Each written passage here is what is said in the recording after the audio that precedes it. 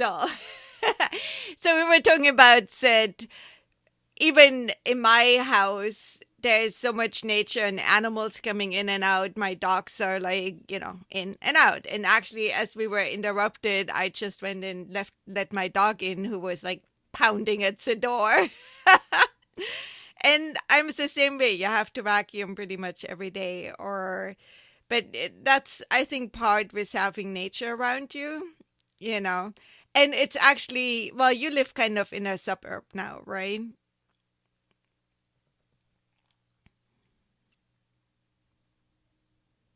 Oh, really? So, have you found the place to park it? Where are you going to park it?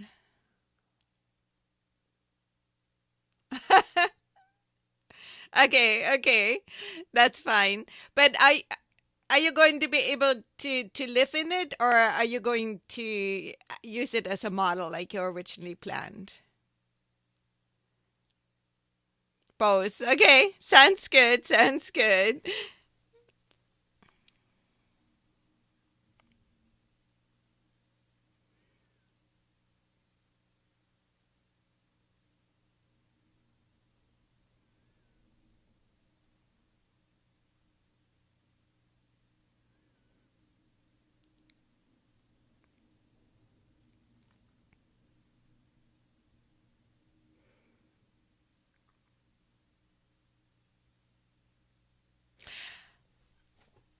You guys are moving fast, so it's not that long that you have been in Colorado. So that's really fast movement to, find a property and possibly getting agreements online and or lined out or however you say it.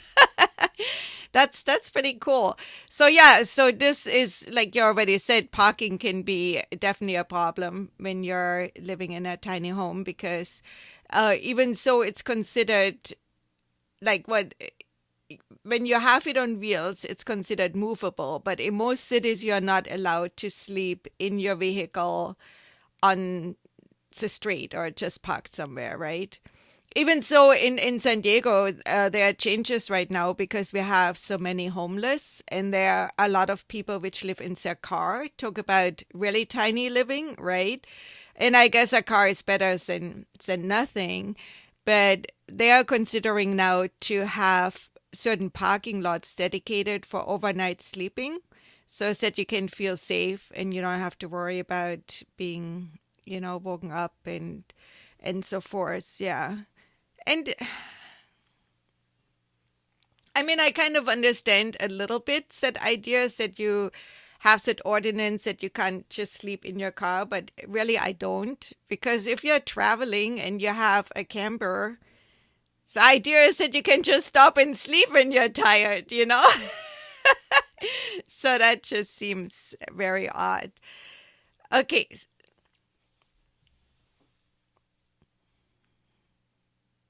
Oh, so that's one good thing because usually I'm not a huge fan of Walmart. So, okay, they have one good thing going for them. Good. There's always some good in everything. So, do you feel like there are other things which are more difficult in a small house compared to a bigger house?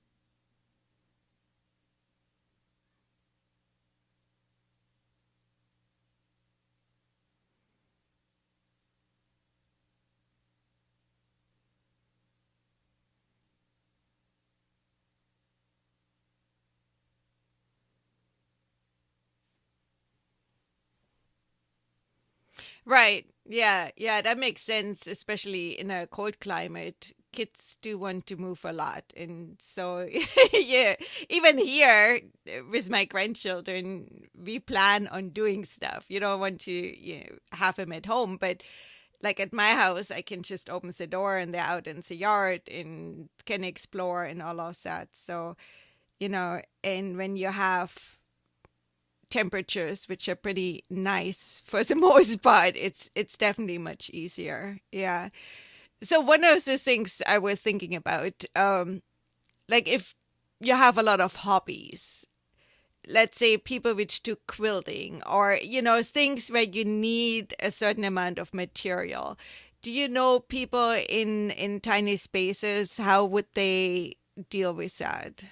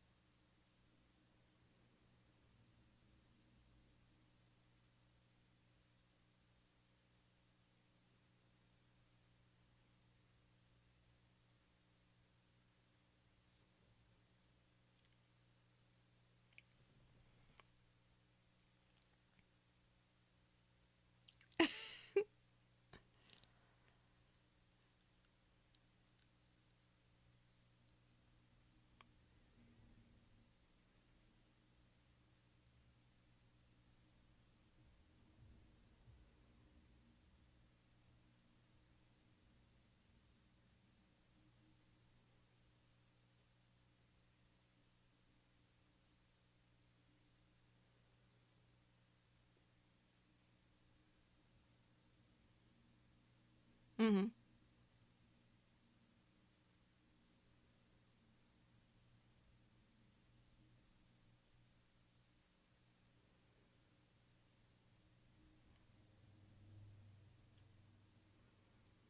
Yeah, yeah, and that can get very dirty if if you have a bunch of pots falling over.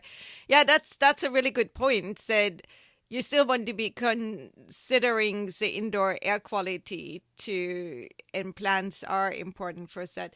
I'm not doing really well with houseplants because I'm not a good waterer. Even outdoors, things do best if I have them on some automatic something, you know.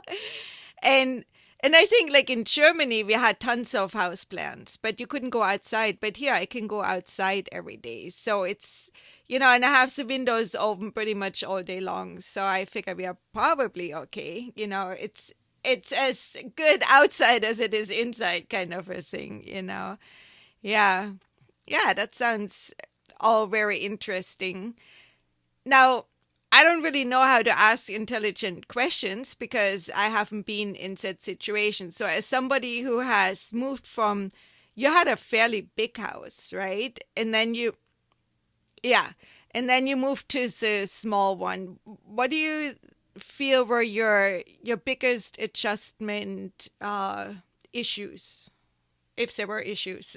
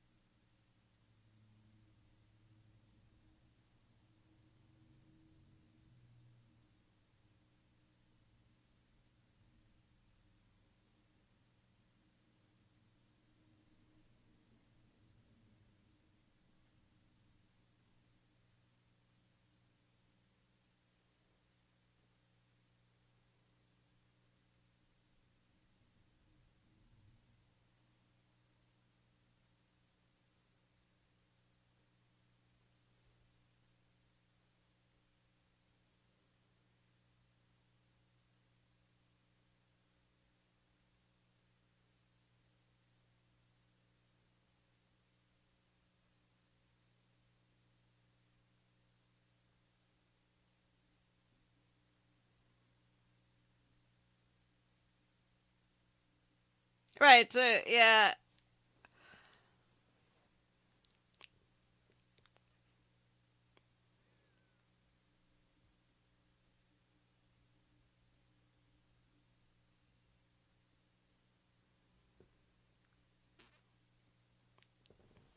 Well, it's kind of like even on the computer, we all have photos on there where you're like, really? You know, this is 50 times the same pose. Why do we have this? Yeah, that's pretty funny. Which brings me to another question. So your son is still little, but as he grows, he might accumulate things, you know, like he might go into sports and win trophies, or he will do a lot of artwork. And how are you planning on, you know, keeping enough to make him feel that it's important that he wants those things, but not having so much that you can't move anymore?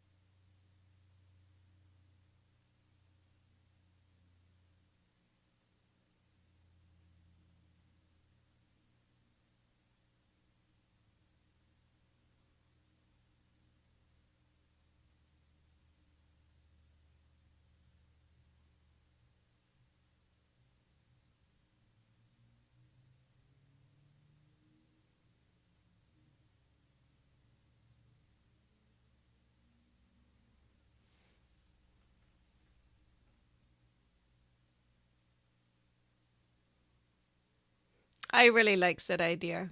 You know, it's, yeah, we're definitely holding on to a lot of things which have no value in a sense of being, you know, have monetary value. Or, you know, I have some things I'm definitely holding on to because they're from like a great grandmother and really old lace or buttons which are, you know, you couldn't even get them anymore as the way they were made and stuff. So that's actually emotional valuable, but also probably has some monetary value attached to it. And I wouldn't be opposed of getting rid of it, but not getting rid of it, if you know what I mean. I If somebody could really appreciate that and turn it into something amazing, I totally would give it to them.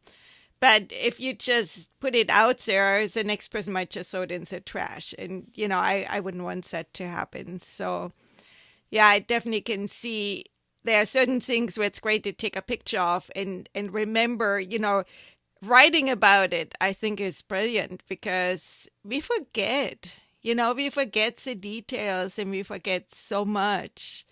And that way it would be way more permanent than holding on to actually metal or whatever it is.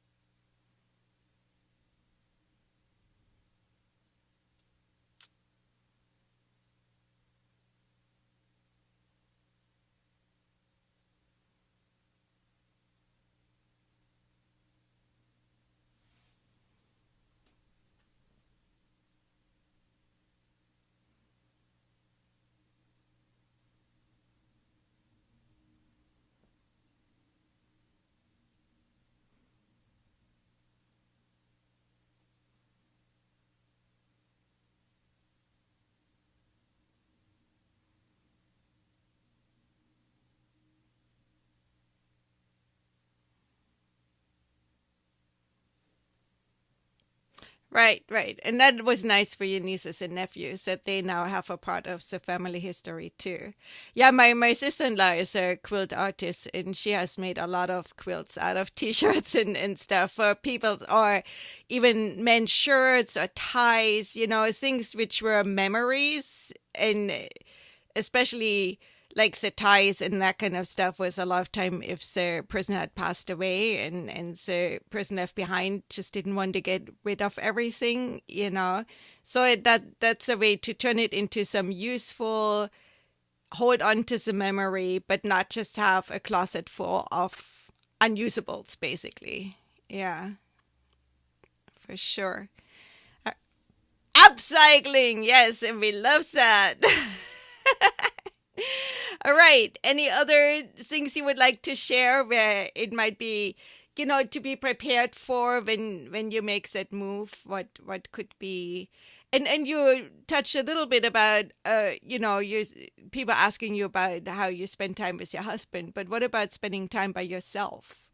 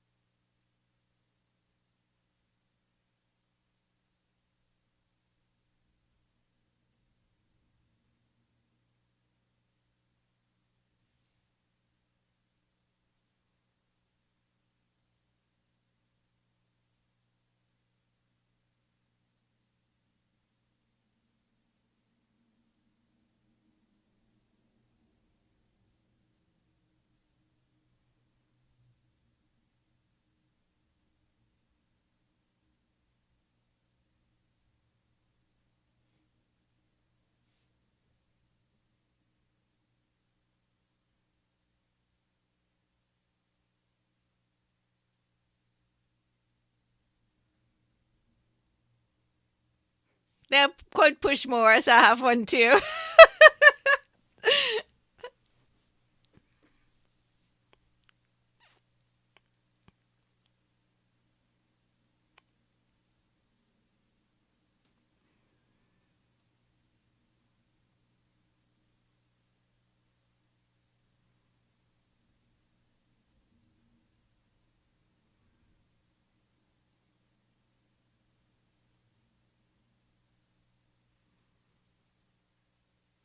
One, it's a completely unnecessary expense.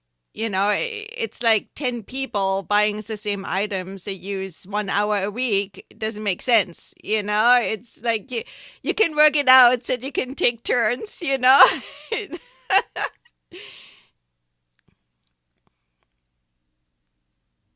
Exactly. I mean, there's always a way. And I can understand that people don't necessarily want to share expensive tools if other people are not as careful with them.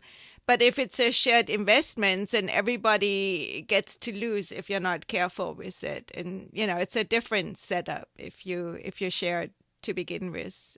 Yeah.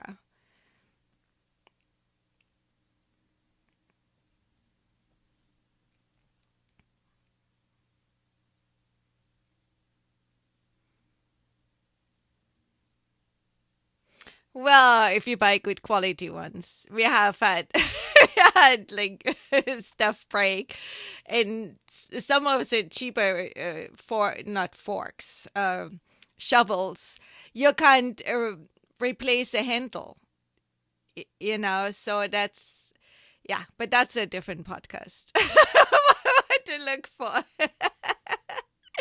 So I'm pestering you to tell me more what could be a problem if you live in a small home. Is there anything else?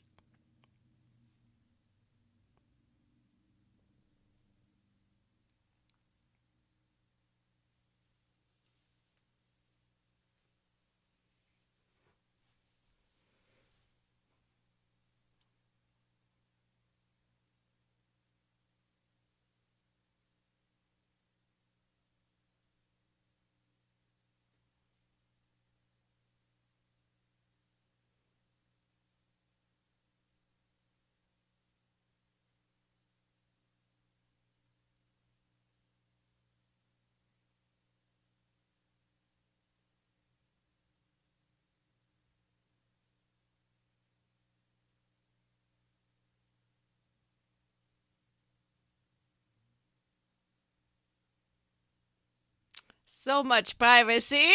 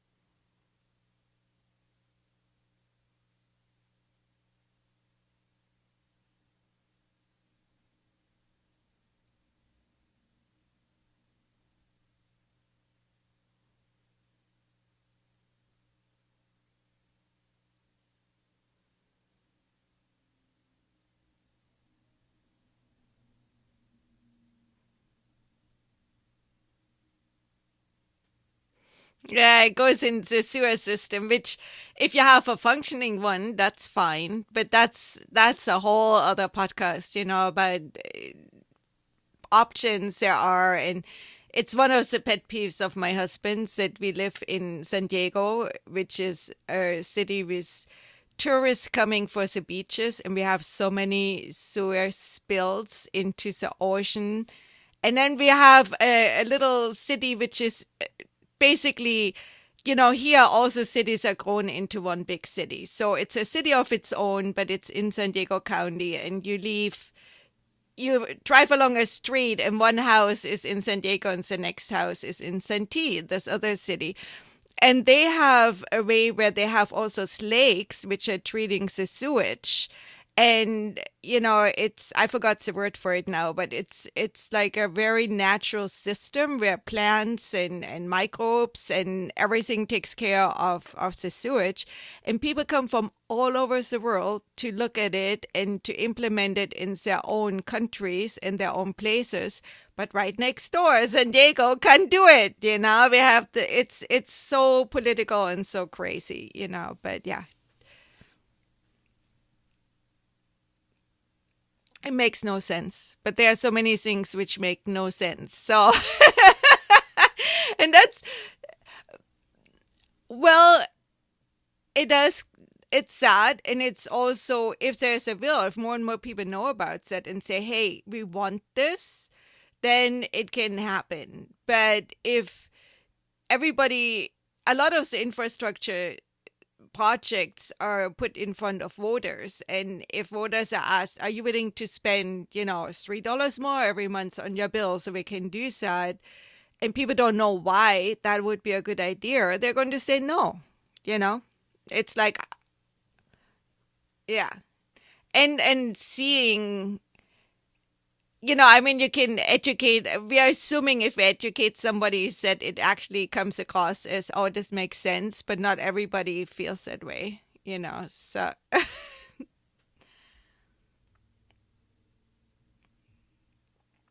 I know. Yeah, it's pretty interesting, that's for sure. Yeah, so getting your water, how are you getting water? Uh, so in your home, you have a ways that you could be hooked up to the regular supply and all of that.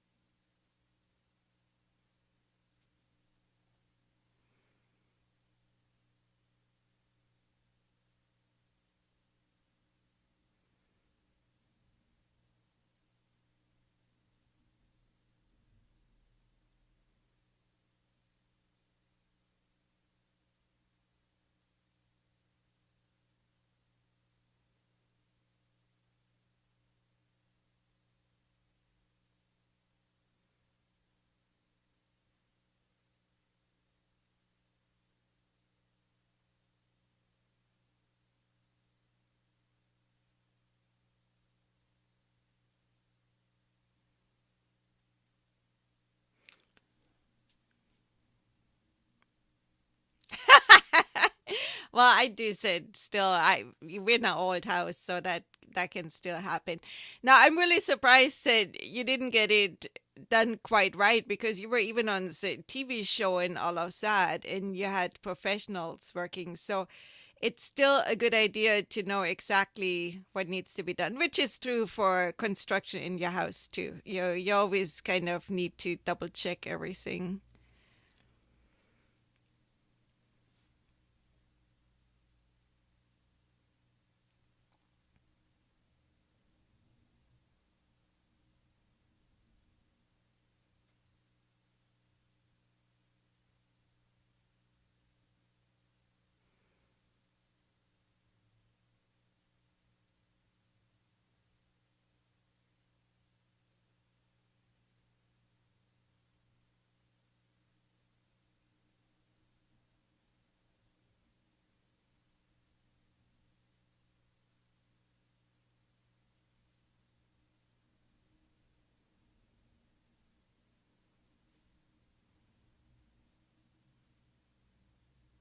Oh, it said U-shaped thing underneath. Oh, look, I'm really good. It's a U-shaped thing underneath. That one, people. Just look.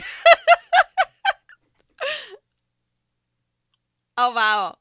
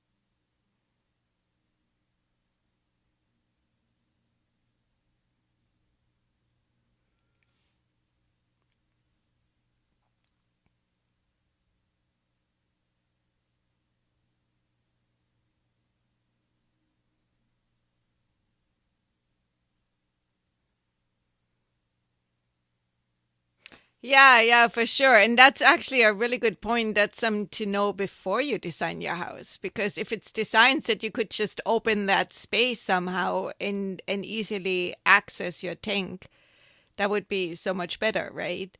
But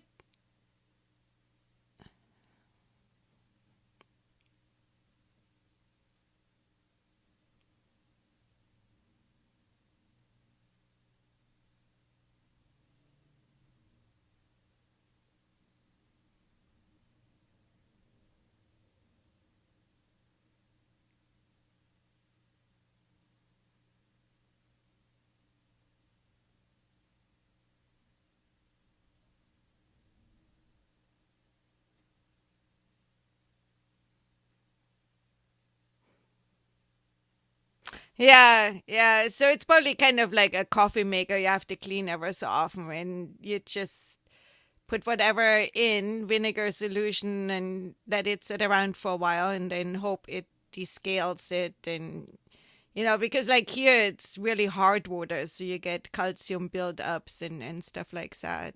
Yeah, interesting.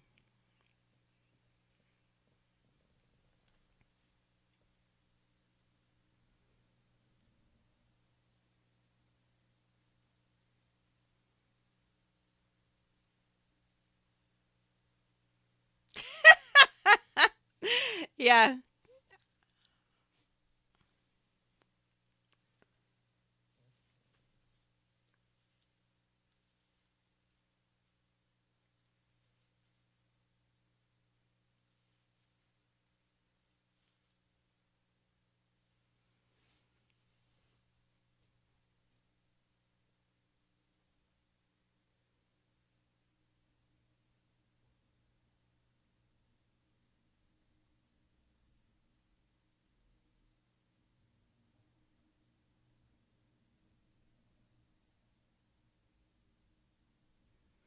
Yeah, so now you know it sets a timer, it sets a timer. Yeah.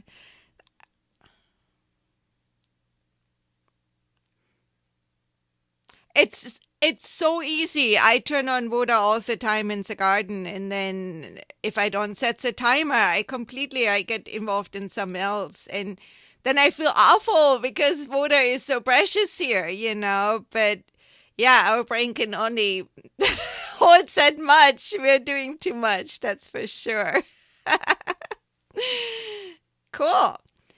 Anything else coming to mind, or are we good on this topic?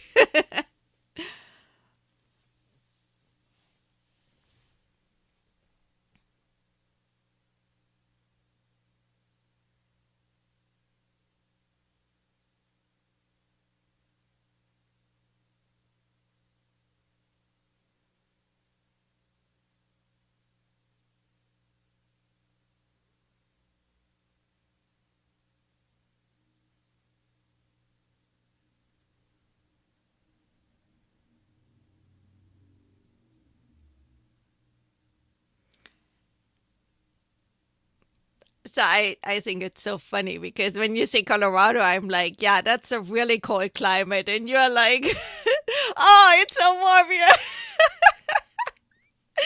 That's so funny. But yeah, air quality is huge. And we had a building in San Diego, and I forgot which company it was, but it was so tight.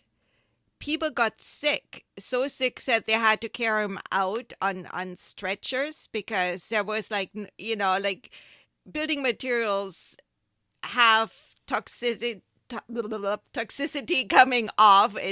And but they solved it by putting a whole bunch of plants into the building because everybody was freaking out. They just built that thing and it was millions and millions of dollars. And they said, oh, do we have to tear down? What's going on? And just by putting plants in. So that's a very good tip to have. And like you said, if you have cats, you might have to hang them, but it's still better to have them than not to have them. Yeah. Oh, yeah, for sure. For sure. Cool. Well, thank you, Emily. That was fun.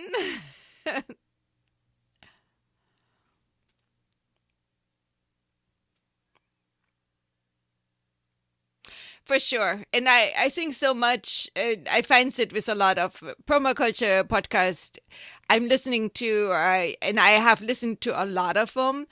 A lot of times you just hear about the wonderful results and you don't hear about the mistakes, the failures, or whatever. So then when you go and try to do it, you're not as prepared. If you like, now, for example, somebody who listens to this, they're going to paint underneath the water tank, right? And they might have a design where the tank is easy to remove and clean. And, yeah, better air filter, like also things you don't know unless you have lived it for a while. And if nobody talks about it, how do you know? So yeah. And you're obviously, you're so enthusiastic about living in a tiny house. So it's obviously the good outweighs the bad, but there's definitely challenges to everything we do in life. Yeah.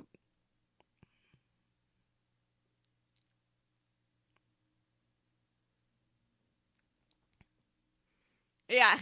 Well, I'm sure for some people it would be claustrophobic, that they need like big spaces, and some people need a lot more personal space, and then it would be a bad idea to move in with three other people in a very small space. Yeah.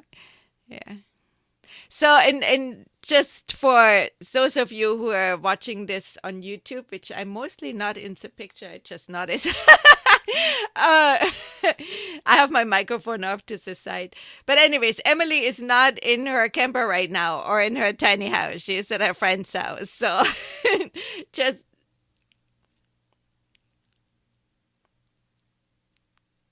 cool.